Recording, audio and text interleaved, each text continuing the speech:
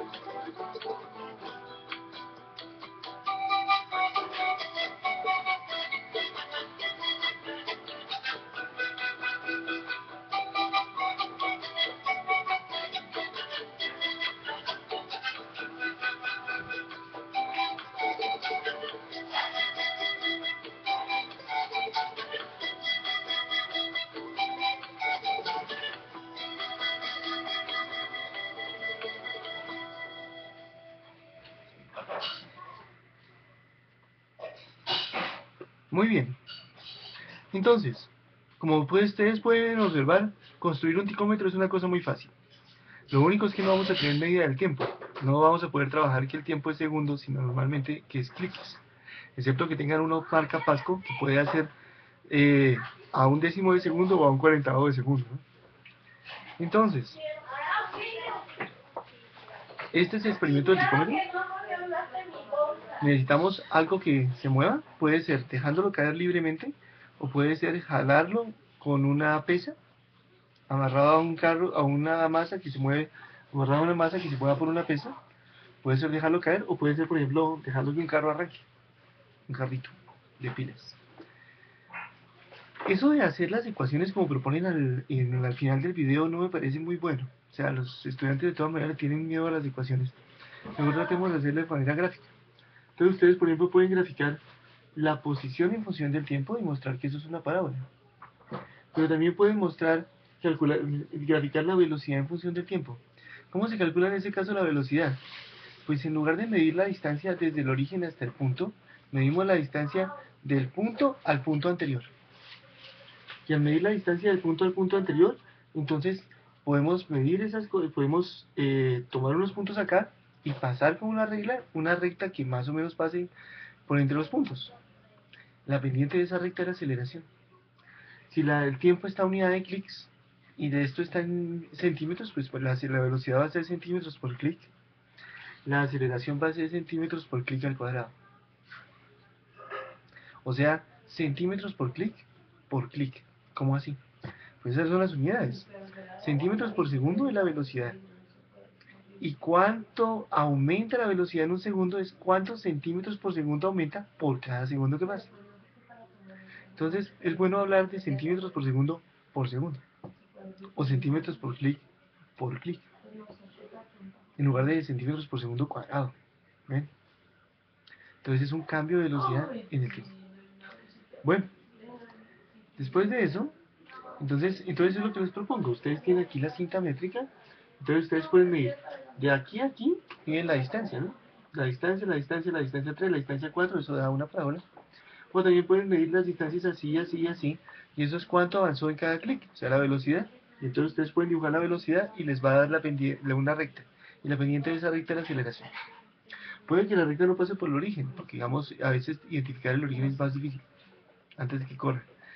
Si no, pues si que corte un poco antes, eso querría decir que tiene una velocidad inicial, o alguna cosa así. Pero si lo logran hacer que arranque desde cero, perfecto. Muy bien. Entonces, lo siguiente es que una cosa que ya hemos hecho un poco, que es poder predecir con flechas. Por ejemplo, nosotros hemos predicho el movimiento con velocidad uniforme. Hemos dicho que si un cuerpo estaba aquí y se movía con esta velocidad, ¿dónde va a estar dentro de 2 segundos? Pues va a estar acá. Y después, y podemos entonces así predecir la velocidad uniforme. ¿Y qué pasa si la velocidad no es uniforme? ¿Qué pasa, por ejemplo, si tenemos una aceleración? Entonces va a pasar que la velocidad cuando que tenga acá no va a ser la misma de antes. La velocidad acá va a ser la aceleración multiplicada por cuánto tiempo pasó de aquí a aquí. Y entonces en este caso, por ejemplo, 2 segundos, la aceleración se agrega al doble, va a ser el cambio en la velocidad. Y el cambio en la velocidad más la velocidad antigua va a dar la velocidad nueva. Eso quiere decir que la próxima vez que hagamos esto, en los 2 segundos esto no va a estar aquí sino por allá, al doble de distancia. ¿Ven? Avanza primero esto y después va a avanzar todo esto. Ok, y entonces eso lo podemos hacer así a mano, y pues es bonito hacerlo una vez en la vida. Por ejemplo, a velocidad constante y ver cómo crece una parábola con flechas chiquitas, ¿no? Empiecen con flechas chiquitas de velocidad. Y por ejemplo con la posición en el origen. Y después con una tabla en Excel. Entonces, ¿cómo se hace una tabla en Excel? Entonces pues, se hacen por lo menos 5 columnas. Una va a ser para el tiempo, otra va a ser para el cambio en el tiempo, otra va a ser para la posición, otra para la velocidad y otra para la aceleración. Entonces, por ejemplo, ustedes pueden colocar aquí entonces la primera en tiempo igual a 0. Esto no viene nada aquí. Aquí viene la posición inicial, la velocidad inicial. Y ahora ustedes van a poner una aceleración, por ejemplo, aceleración constante en todos lados. Entonces, ¿cómo es la cuestión? La cuestión es, en este punto ustedes van a hacer es este tiempo menos este tiempo. En este caso, por ejemplo, ustedes tienen 0, 2, jalan, entonces tienen 0, 2, 4, 6, 8, van a ser los tiempos en los que queremos calcular las variables. Y entonces, la posición y la velocidad. Y entonces, ustedes dicen, el intervalo de tiempo que pasó del anterior a este momento es este valor menos este valor, ¿no? Es aquí A3 menos A2. Después acá, entonces lo que tenemos es, ¿cuál es la nueva posición? Entonces la nueva posición es esta. La nueva posición es la posición antigua, o sea, esta, más la velocidad antigua, ¿por cuánto tiempo pasó? Entonces eso daría C2 más D2 por B3. Y eso es lo que va a generar aquí un 5. Después entonces la velocidad. La velocidad es el mismo cuento. La velocidad nueva es igual a la velocidad antigua, o sea, D2, más la aceleración antigua por cuánto tiempo pasó, por V3. Y finalmente la aceleración, pues ustedes verán, ¿no? Si la fuerza fuera constante, entonces la aceleración sería constante. Entonces la aceleración sería igual a la misma anterior, por ejemplo. Si ustedes extienden esa tabla, entonces esa tabla les va a dar una predicción del movimiento. ¿Mm? Por ejemplo, aquí podemos mostrar una tabla de esas. Un segundo.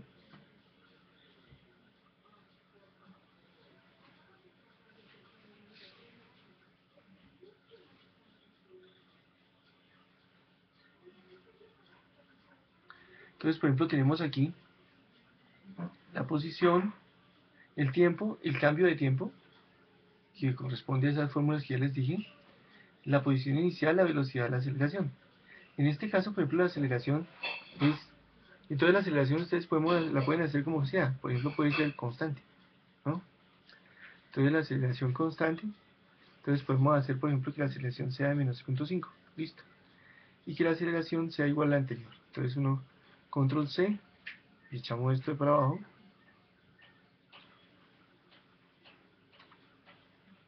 Control V. Y si hacemos eso y graficamos, por ejemplo, X en función de T, entonces, ¿qué me va a dar? X en función de T me va a generar... Vamos a ver. Perdón.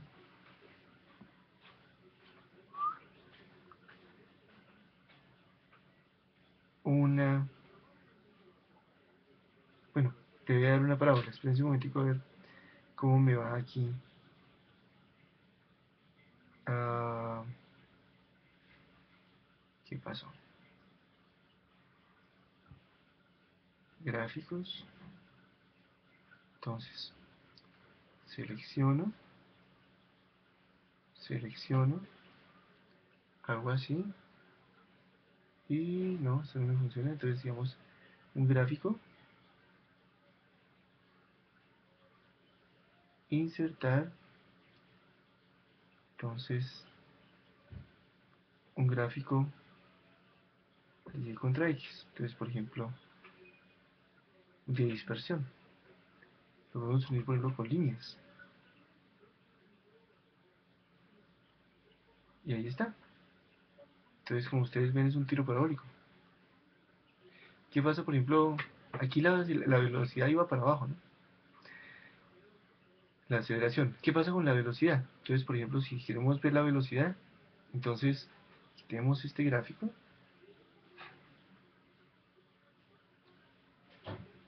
Grafiquemos el tiempo contra la velocidad.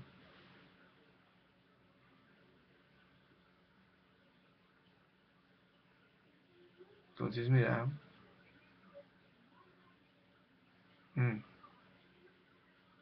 está tomando el pelo este. Ah, perdón. No está la velocidad. Entonces, la posición, la velocidad. Entonces, por ejemplo, si la posición comienza en... Uy.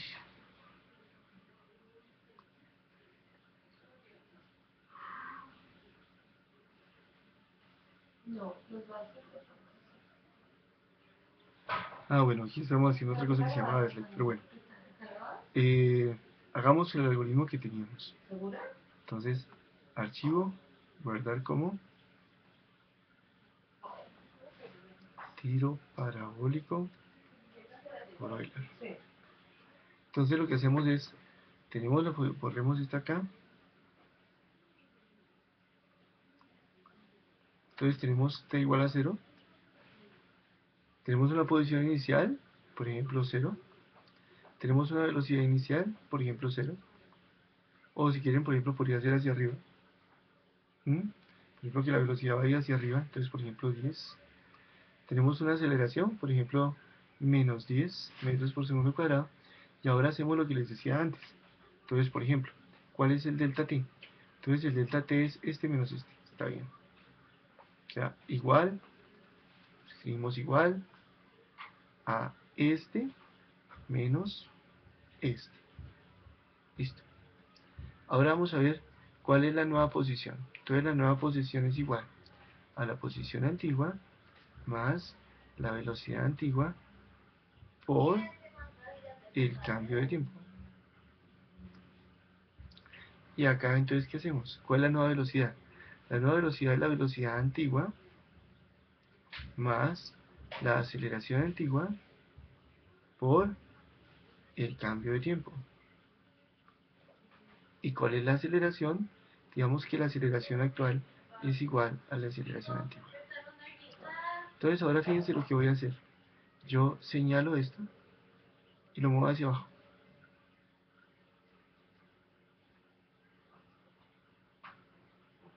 Y suelto.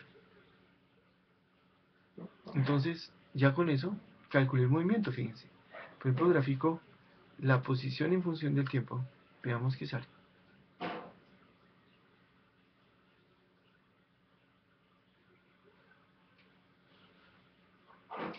Entonces, un tiro parabólico. Calculemos la velocidad en función del tiempo.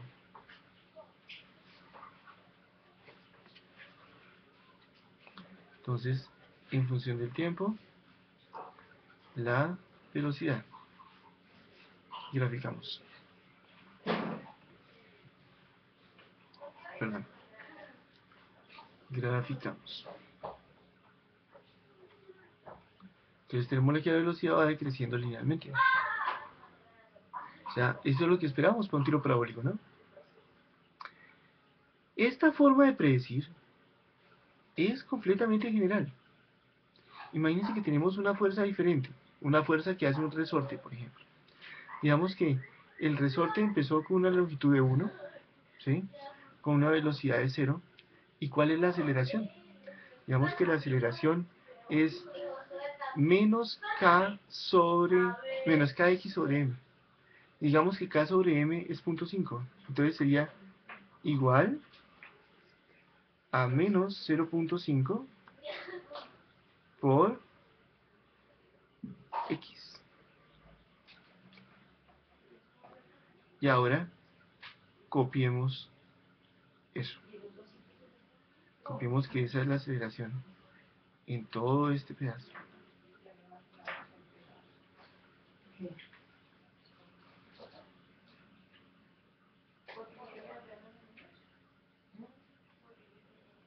¿Queda eso?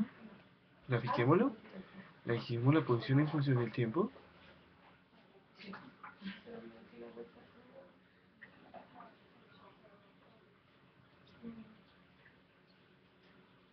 Entonces, algo que está oscilando pero que crece la oscilación.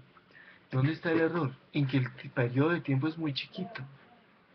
Entonces, digamos, hagamos el periodo, entonces el periodo de tiempo se puede hacer más grande. Hagámoslo, por ejemplo. Perdón, al revés. El periodo de tiempo, el t está muy grande, entonces tenemos que hacerlo más chiquito. Entonces, mire, yo puedo entonces hacer que el delta t no sea 0, 0.2, vamos a hacer que sea 0.0, 0.0, 0.001, por ejemplo. Voy entonces a copiar esto acá, lo voy a alargar.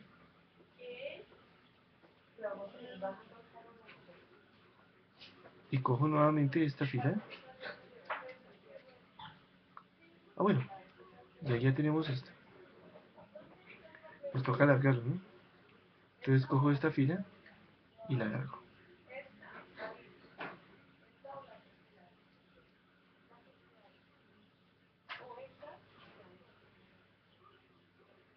Y ahora tratemos de mirar cómo nos fue en el movimiento. Entonces, la posición contra el tiempo.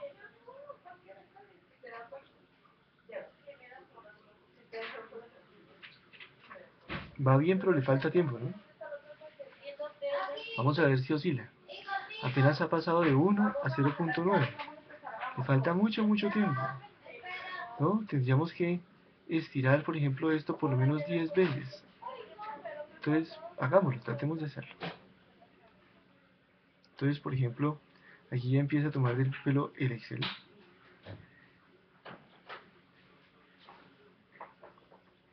Entonces tendríamos que ir por lo menos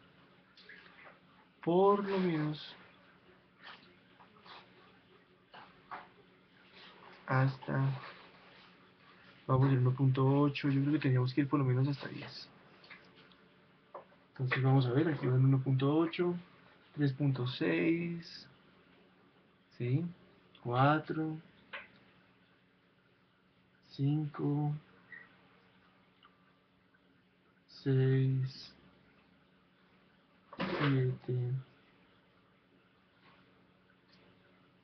8, 9, 10. Y ahora vamos para allá arriba.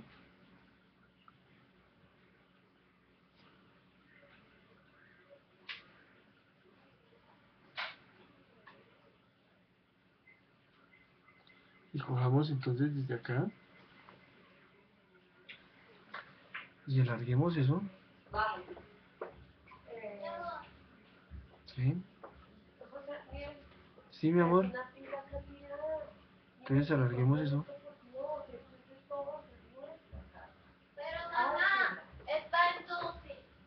Hasta que igual a 10. Vamos a ver cómo nos va.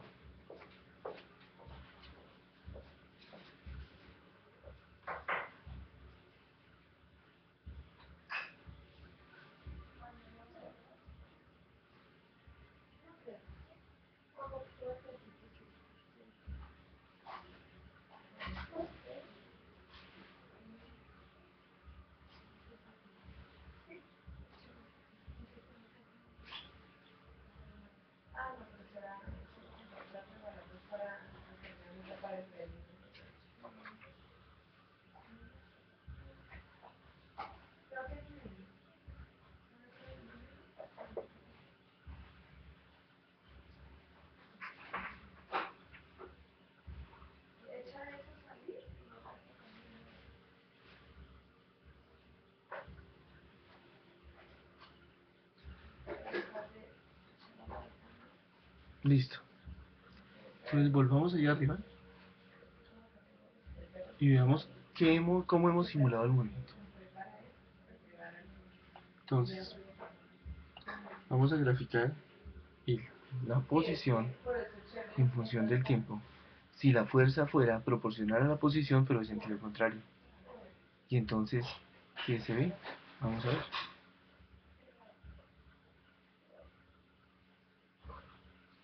Unámosla así. ¿Mm? Se ve una oscilación armónica. O sea, la fuerza de un resorte. Si la fuerza de resorte es menos k por x, la aceleración es kx sobre a. Y entonces todo está funcionando bien.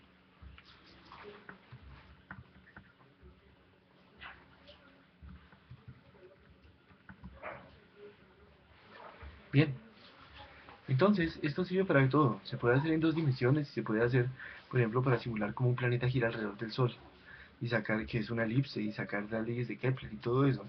O sea, realmente esta es la forma de solucionar las ecuaciones de Newton más general que existe. ¿Será que podemos encontrar el límite? Y de la precisión depende del delta t. Entre más pequeño el delta t, más preciso. ¿Será que lo podemos hacer a una precisión infinita? ¿Cuál es la figura cuando delta t tiende a 0? Pues a veces sí y a veces no, porque eso es escribir una ecuación diferencial y poder resolverla, y ustedes saben que no todas las ecuaciones diferenciales se pueden resolver. Pero por ejemplo la del movimiento armónico simple sí, y esa se puede resolver, la del tiro parabólico también, pero hay otras cosas que no. Por ejemplo, cuando uno tira una piedra, la fuerza de fricción viscosa es proporcional a la velocidad al cuadrado. Esa ecuación no es lineal y no se puede solucionar sino por métodos numéricos, como acabamos de hacer. Hay otros, esto se llama el algoritmo de integración de Euler, es el más sencillo.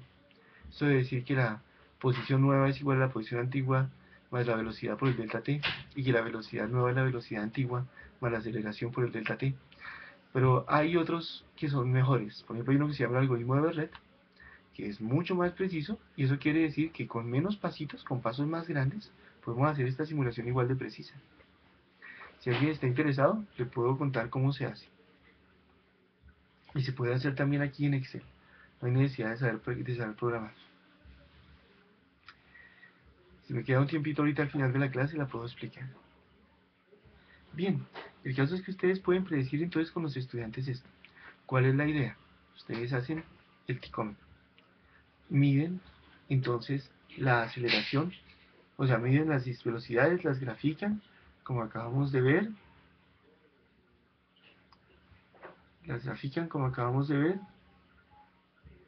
y con eso, entonces, hacen la gráfica, y de la gráfica, entonces calculan ustedes la aceleración. Con ese valor de aceleración, entonces hacen la tabla Excel que les acabo de mostrar, y eso les debe dar la predicción de la posición, y pueden comparar con los datos experimentales, y hallar errores y todas esas cosas, ¿no? Siempre que uno hace una teoría y hace un experimento y compara, entonces tiene que haber errores. ¿Cuánto es el error porcentual? El error porcentual siempre es teórico menos experimental sobre algo, ¿no? Y entonces la pregunta es, ¿quién es el de referencia? ¿A quién le creemos? La mayoría de la gente le cree a la teoría, pero eso está mal. Nosotros somos los que hacemos las teorías. Los físicos somos los que hacemos las teorías. ¿Cuál es nuestro juez último? El experimento. Entonces, para nosotros, la referencia es el experimento. Y el error se calcula teoría menos experimento dividido por experimento. Por 100%. ¿Ok? Bien. Entonces aquí tenemos la fórmula. Ah, bueno. Y ahora la pregunta, y también podemos compararlo con las fórmulas y ver si funciona bien. Fíjense que aquí yo no escribí un medio de aceleración por tiempo cuadrado en ninguna parte. Ni seno en la otra. Eso sale de forma natural. Muy bien. Ahora vamos a ver entonces lo que les decía. El error siempre se calcula como teórico. En este caso, como nuestra referencia es el experimento, entonces es teórico menos experimental sobre experimental por 100%. Finalmente las fórmulas. Entonces, ¿cómo es lo de las fórmulas? Pues digamos en el movimiento uniforme uno puede mostrar que el área debajo de la curva de velocidad es la distancia recorrida. Mejor dicho, el desplazamiento, como usted lo llama. Entonces, si uno tiene que entonces si uno tiene una cosa que no sea plana, sino que sea una recta, o una curva o lo que sea, entonces uno lo divide en bloquecitos. Y para este delta t, ¿cuánto es la velocidad? Entonces está la velocidad por delta t. Eso equivale a un aumento en la posición. Entonces, si la posición era x0, en este momento la posición aumentó en esto, que es igual a esta área. Aquí es un área, pero aquí es una longitud. Ustedes pueden mostrar que, por ejemplo, las unidades están bien, ¿no? Esto es metros por segundo o centímetros por clic, y esto es clics. Entonces eso va a centímetros. Después, entonces, de aquí a acá, la velocidad era esta, y la velocidad por el delta t es esta área. Eso corresponde a un nuevo desplazamiento. Entonces, a lo que funciona al interior se le suma el nuevo desplazamiento, y de esa forma se va formando una curva. Entonces, al final, ¿cuál es la posición? Pues el desplazamiento es el área bajo la curva, o sea que a la posición inicial se le suma esta área bajo la curva. Y esta área bajo la curva, si hacemos estas cosas cada vez más chiquitas, más chiquitas, más chiquitas, que es lo que estamos haciendo en el Excel, entonces esto cada vez más chiquito, más chiquito, más chiquito, va al final llenar toda el área. ¿Cuánto es esa área? Pues es un rectángulo más un triángulo. El rectángulo tiene aquí t por b sub 0, o sea, b sub 0 por t. El triángulo, en cambio, si esto tiene una pendiente a, entonces esto avanza t, esto es a por t. Y eso quiere decir que a por t, un triángulo es un medio de t cuadrado. Y ahí está la fórmula. Entonces, de esa manera ustedes pueden deducir la fórmula en lugar de sacarla debajo de la manga. Claro. Eso requiere un trabajito, es demostrar que el área abajo de la curva es el desplazamiento. Y eso lo pueden hacer con base en el Excel y haciendo que esto sea cada vez más chiquito, como graficando lo que corresponde al Excel. Si logran hacer esa identificación, lo logran. Muy bien. Entonces, por ejemplo, ustedes tienen que hacer un informe de laboratorio. ¿Qué debe tener un informe? Pues el objetivo, el marco teórico, el montaje experimental de la toma de datos, el cálculo teórico por Excel, procedimiento tabla de resultado, cálculo teórico por la fórmula, procedimiento tabla de resultados, comparación y errores y discusión y conclusiones. Entonces, la próxima clase vamos a hacer el experimento y también los experimentos que tenemos por ahí cuadrados de veces anteriores. Muy bien. ¿Qué más les quisiera contar? Cuando ustedes ya tienen la aceleración, saben que un cuerpo que parte del reposo se desplaza en un tiempo t, desplaza una distancia de 1/2 de la aceleración por tiempo cuadrado. Ustedes pueden entonces despejar el tiempo y saben que el tiempo que recorre una distancia x es igual a la raíz cuadrada de 2x sobre a. Todo eso raíz cuadrada. 2x sobre a raíz cuadrada. Y entonces eso es una forma para ver si ustedes calcularon la aceleración correctamente en experimentos de mecánica. Fíjense que nosotros estamos enseñando aceleración después de fuerza. Entonces volvamos a las fuerzas.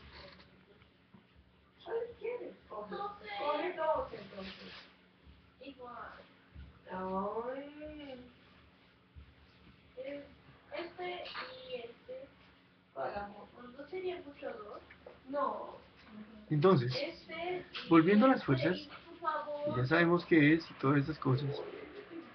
Yo decía volver a esto. ¿No? Bueno, una fuerza de contacto bonita. Entonces, por ejemplo, podemos hacer la máquina de Alput. Una buena polea, 2 masas, una cuerda. Las masas las pueden pesar. La idea es que sean más o menos parecidas. Y entonces la idea es predecir que ustedes no pueden medir fuerzas normalmente. O sea, los dinamómetros que tienen no son tan buenos. Pero los cronómetros que todo el mundo tiene en sus celulares sí son buenos. Entonces, ¿qué tal si esta máquina parte del reposo y cae así, acelerando? Y ustedes pueden predecir cuánto tiempo demora esta masa más grande en caer 1 metro. Entonces ponen el metro acá, la máquina de algo encima, y miran a ver cuánto tiempo se demora en tocar el piso. Que el piso esté a 1 metro. Entonces eso va a sonar duro, eso es fácil. A la 1, a las 2, a las 3, ¡pah! ¿Cuánto tiempo se demora? Entonces, hacemos el análisis de fuerzas, que ustedes lo saben hacer. Ahí están los diagramas de cuerpo libre, etc. La aceleración de este cuerpo hacia allá es la misma aceleración de este cuerpo hacia allá. Entonces, esta fuerza menos esta fuerza debe ser igual a masa por aceleración. Fíjense que yo escribo masa por aceleración, porque así sé que la masa es esta chiquita. Esta fuerza menos esta fuerza es igual a masa grandota por aceleración. Escribo las dos ecuaciones, sumo, entonces G es m menos m sobre a, despejo a, y ahí tengo la aceleración. Entonces yo les digo ahora, esta masa es de tanto, esta masa es de tanto, mirámoslas en una gramera. Entonces ya tenemos las masas, entonces sabemos cuánto es la aceleración sabiendo que G es 9.8 metros por segundo cuadrado. Entonces, ¿cuánto se demora en recorrer 1 metro? Pues 1 metro por 2, 2 dividido 9.8, 9 dividido a, perdón. Entonces eso les va a dar un tiempo. Ustedes lo miden y lo comparan con el experimento ahí enfrente de todos, que todo el mundo mira a ver si les dio o no les dio. Eso les va a dar confianza de que todas estas cosas que estamos haciendo, diagramas de cuerpo libre, sí sirven. Fíjense que hasta ahora estamos introduciendo los diagramas de cuerpo libre, no los habíamos introducido antes. Entonces aquí es donde hablamos que fuerza es igual a masa por aceleración. En las presentaciones, en las slides anteriores hay como una explicación más detallada. Y entonces ahora sí, después de haber visto aceleración, que lo vimos después de haber visto fuerza, ahora sí, entonces hacemos diagramas de cuerpo libre y este tipo de cosas. ¿Y qué es lo que predecimos? Predecimos una aceleración. ¿Y esa aceleración cómo la medimos? Midiendo tiempos. ¿Cuánto es el tiempo que necesita el cuerpo para recorrer una distancia de 1 metro? Eso mismo lo pueden hacer, ahí está, la deducción. Y eso mismo, entonces lo pueden hacer, por ejemplo, con planos inclinados y cosas de ese estilo. La fuerza de fricción la puedes meter siempre y cuando ya hayan calculado los coeficientes. Y ya saben cómo hacer los coeficientes, ¿no? Ponen la superficie y van jalando. No con el plano inclinado es demasiado complicado, conceptualmente. Se lo pueden poner con un ejercicio posterior. Pero por ahora sí jalando. Muy bien. Y entonces Así pueden ustedes medir aceleraciones, comprobar que la aceleración que ustedes calcularon sí predice el movimiento. Y entonces ahora tienen sentido predictivo. ¿Se mueve o no se mueve? Fuerza de rozamiento. ¿Se desliza o no se desliza? Aquí, ¿cuánto tiempo le toma? Y entonces, ahora sí tiene significado. Bueno, muchas gracias. Bueno, me quedan algunos minutos, entonces voy a tratar de contarles entonces cómo es que se puede hacer la predicción cuando uno tiene una fuerza que se mueve, perdón, cómo se puede hacer la predicción mejor que hoy.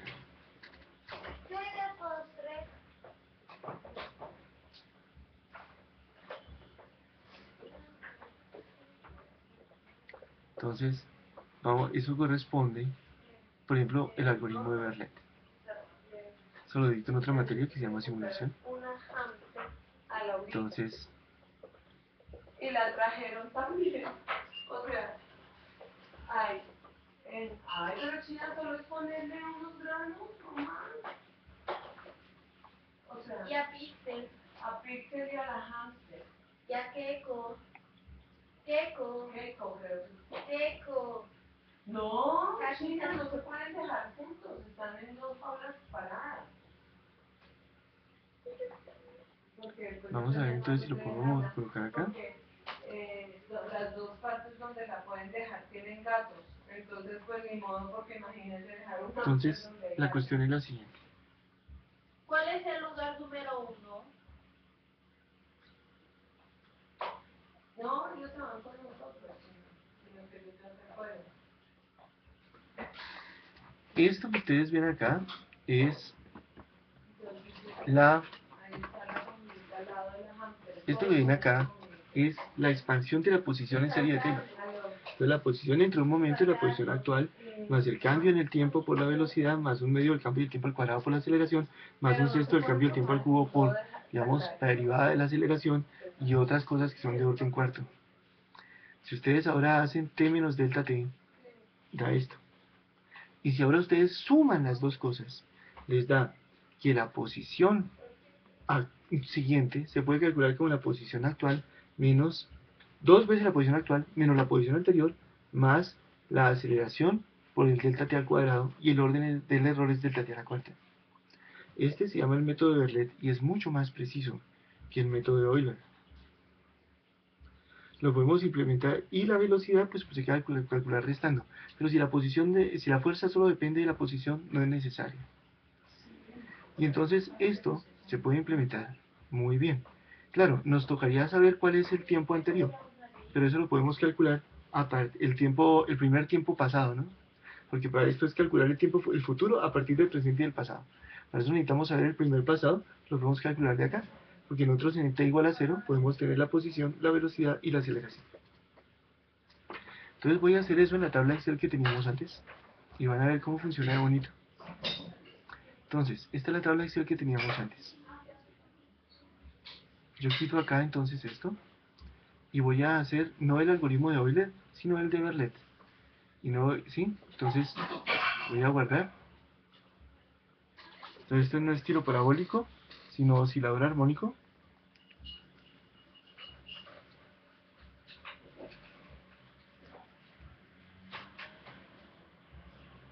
Berlet. Eso se llama el algoritmo de Berlet. Entonces, ¿qué es lo que tengo que hacer? Entonces veamos cómo era la fórmula. Perdón.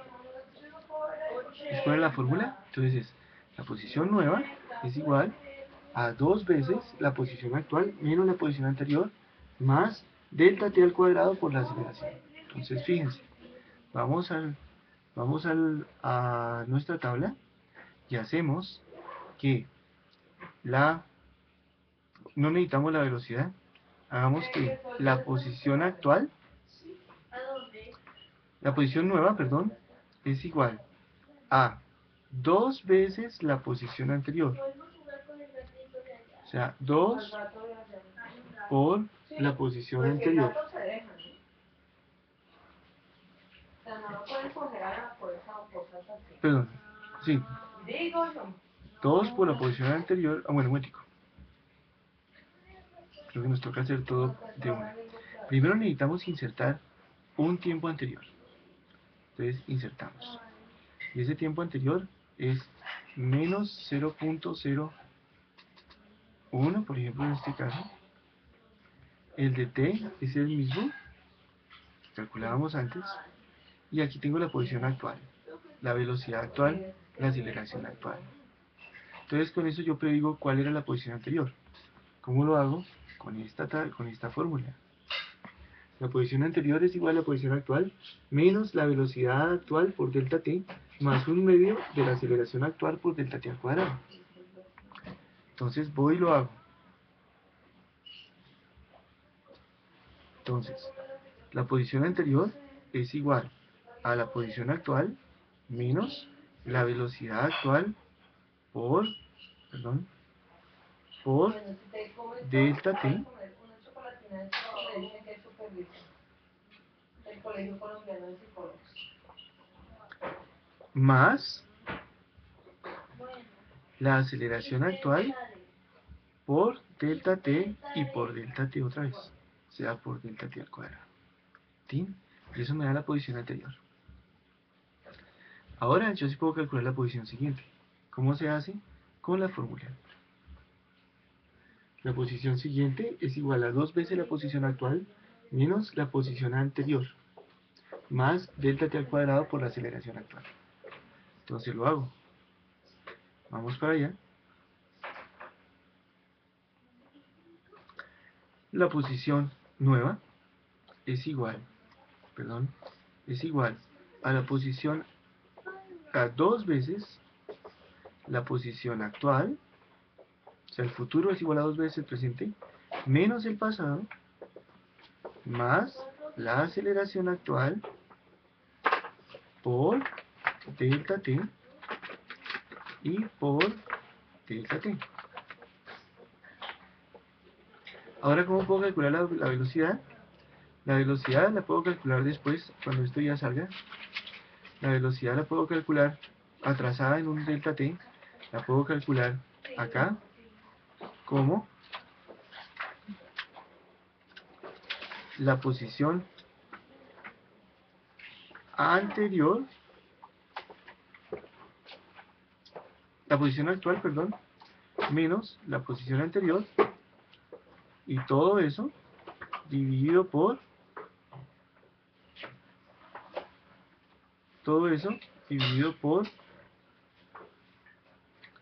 el delta t.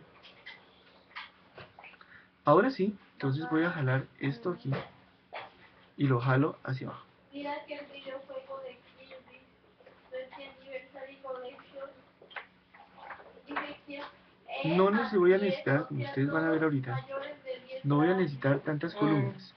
Es que resulta Entonces voy a que borrar de el aquí para abajo. único personaje en la saga, no me acuerdo cómo se llamaba.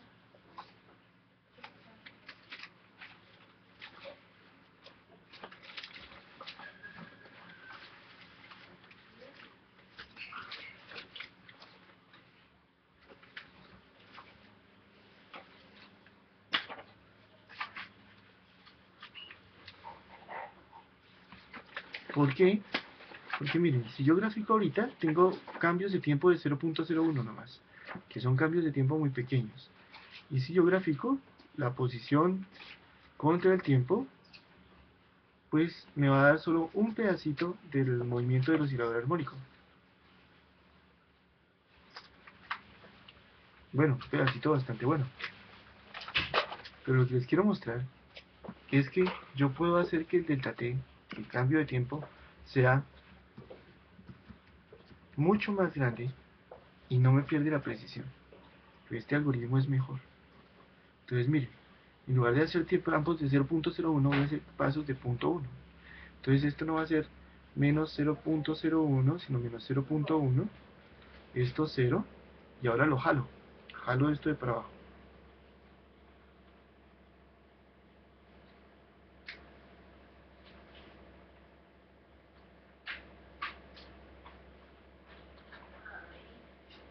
Entonces ya no estoy hasta 6, sino hasta 60. Y cuando yo grafico, o sea que estoy haciendo 10 veces más tiempo, estoy simulando mucho más, un intervalo de tiempo mucho más grande. Y fíjense que de todas maneras funciona muy bien. O sea que con el mismo esfuerzo computacional no hice una oscilación, sino 10 oscilaciones. Entonces la cosa funciona muy bien. Este algoritmo de Berlin es bastante bueno. También se los voy a subir. Entonces, claro que eso es bueno, por ejemplo, para los que ustedes que estén trabajando en informática, por ejemplo. Esto es una cosa bonita. También la pueden hacer en 2 dimensiones para simular cómo se mueve un planeta, etcétera, etcétera. Bueno, muchas gracias por su atención. Con eso hemos terminado. Hasta luego.